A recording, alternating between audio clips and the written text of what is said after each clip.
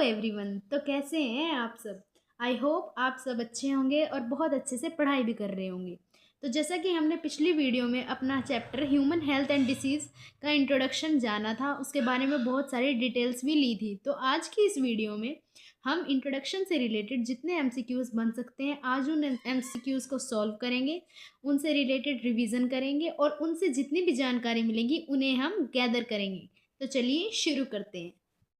तो ये देखिए, ये ह्यूमन हेल्थ एंड डिसीज़ के इंट्रोडक्शन में से निकाले हुए एमसीक्यूज़ हैं जो मैं खुद आपके लिए लेकर आई हूँ। वैसे तो इंट्रोडक्शन के अंदर इतने खास एमसीक्यूज़ बनते नहीं हैं, लेकिन 5 से 6 एमसीक्यू बन पाए हैं। तो चलिए हम उन एमसीक्यूज़ को सॉल्व करते हैं और उनसे जितनी भी इंफॉर्मेशन मिलेगी उन्हें गैदर करते हैं। तो एमसीक्यू को पढ़ते हैं। Which of the following factors affects human health? Question का मतलब समझे आप। इन ये दिए हुए फैक्टर्स में से कौन सा फैक्टर ऐसे हैं जो ह्यूमन हेल्थ को अफेक्ट करते हैं? ह्यूमन हेल्थ का मीनिंग यहाँ पे इम्यूनिटी सिस्टम से है, हमारे इम्यून सिस्टम से है, हमारी हेल्थ से है। मैं आपको ब्रैकेट में लिख के बता देती हूँ, इसका मतलब इम्यून सिस्टम से है।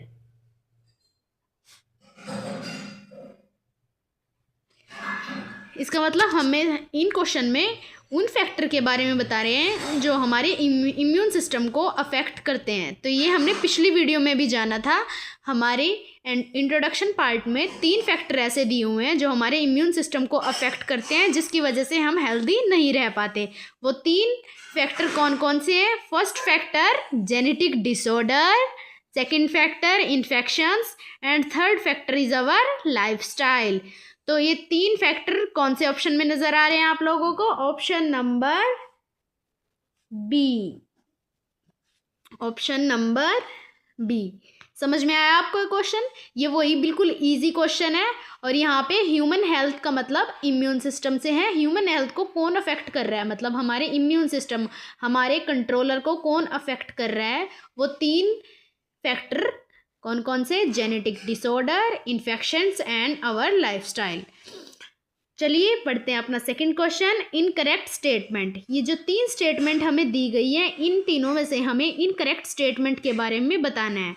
तो चलिए पढ़ते हैं पहली अपनी statement. Immune system maintains our health. तो बताइए ये स्टेटमेंट जो फर्स्ट मैंने पढ़ी है अभी, ये गलत है या सही है? मतलब करेक्ट है या इनकरेक्ट? तो ये जो स्टेटमेंट दी गई है, immune system maintains our health, ये बिल्कुल करेक्ट स्टेटमेंट है, ये इनकरेक्ट स्टेटमेंट नहीं है।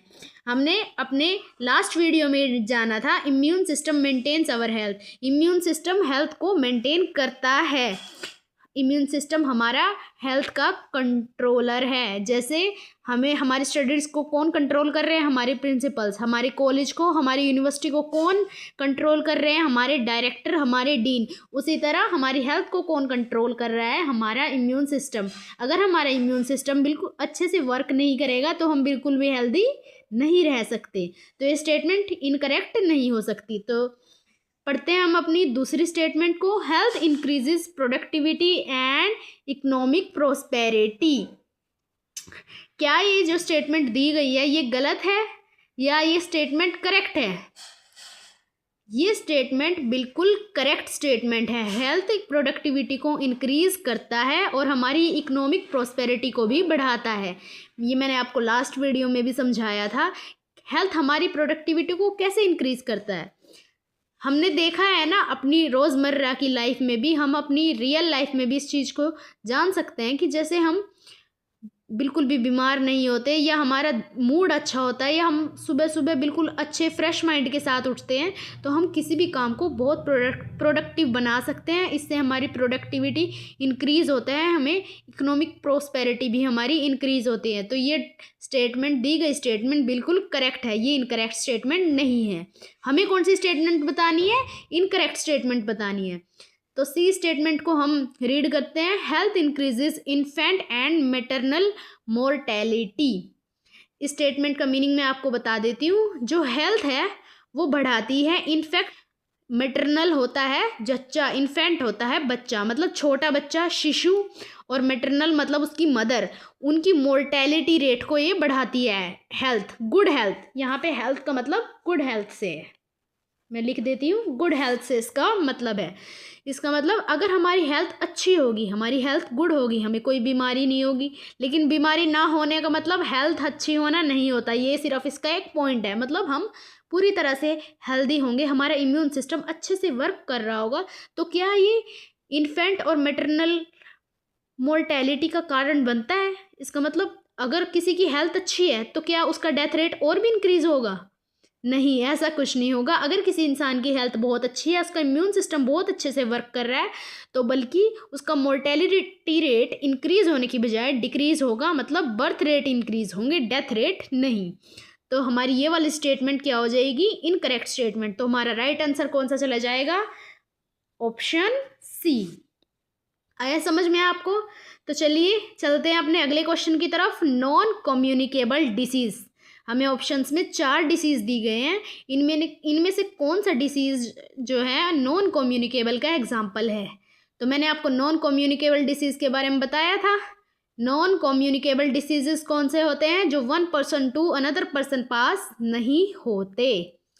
तो यहाँ 4 डिसीजेस दी गए हैं। First is cancer, second one is influenza. Influenza तो एक कम्युनिकेबल डिसीज है, मैं लिख देती हूँ यहाँ पे कम्युनिकेबल, ये एक कम्युनिकेबल डिसीज है। Third one is common cold. ये कॉमन कोल्ड मैंने किसके एग्जाम्पल में आपको बताया था? कॉमन कोल्ड आपको इन्फेक्शियस डिसीज के एग्जाम्पल में बताया था। और डिप्थीरिया भी एक कम्युनिकेबल डिसीज है। तो हमारा राइट आंसर कौन सा जाने वाला है? Cancer, option number 1। चलिए चलते हैं अपने क्वेश्चन नंबर 4 की तरफ। डिस्कवरी ऑफ ब्लड सर्कुलेशन, ये तो आपका बिल्कुल डायरेक्ट एनसीईआरटी क्वेश्चन बन गया कि ब्लड सर्कुलेशन की डिस्कवरी किसने की थी? कौन से ग्रेट साइंटिस्ट ने ब्लड सर्कुलेशन की डिस्कवरी की थी? तो ऑप्शन नंबर 1 दिया हुआ William Harvey, second option Edward Wilson, third option David Tillman and fourth option is Aristotle. तो इन 4 ऑप्शन में से हमारा राइट आंसर कौन सा है? Discovery of blood circulation, the great scientist William Harvey. William Harvey scientist ने ब्लड सर्कुलेशन की डिस्कवरी की थी। इनफैक्ट इनकी डिस्कवरी के बाद ही हेल्थ की जो पुरानी डेफिनेशन थी, इंडियन आयुर्वेदा के टाइम से चल रही आ रही हेल्थ की जो डेफिनेशन थी, उसको डिस्कार्ड कर दिया गया था। तो बढ़ते हैं हम अपने अगले क्वेश्चन की तरफ। गुड हेल्थ मीन्स, तो देखिए मैंने आपको जब पिछली वीडियो में पढ़ाया था तो मैंने आपको तब भी बताया था कि ये क्वेश्चन आपसे एमसीक्यूज में भी पूछा जा सकता है और ये बहुत इंपॉर्टेंट पॉइंट भी है। गुड हेल्थ का मतलब होता है, फर्स्ट ऑप्शन दिया हुआ है एब्सेंस ऑफ डिसीज, और सेकंड ऑप्शन दिया हुआ है complete wellbeing, physical, social and mental. तो बताइए आप इसका कौन सा राइट आंसर जाने वाला है? इसका राइट आंसर जाएगा ऑप्शन सेकंड। ऑप्शन सेकंड, इसका राइट आंसर कौन सा जाएगा? Option number second. जो फर्स्ट ऑप्शन है वो गलत नहीं है, लेकिन वो अधूरा है, वो कंप्लीट नहीं है। फर्स्ट ऑप्शन में दिया हुआ है एब्सेंस ऑफ डिसीज, इसका मतलब बीमारी का ना होना। गुड हेल्थ का मतलब है क्या?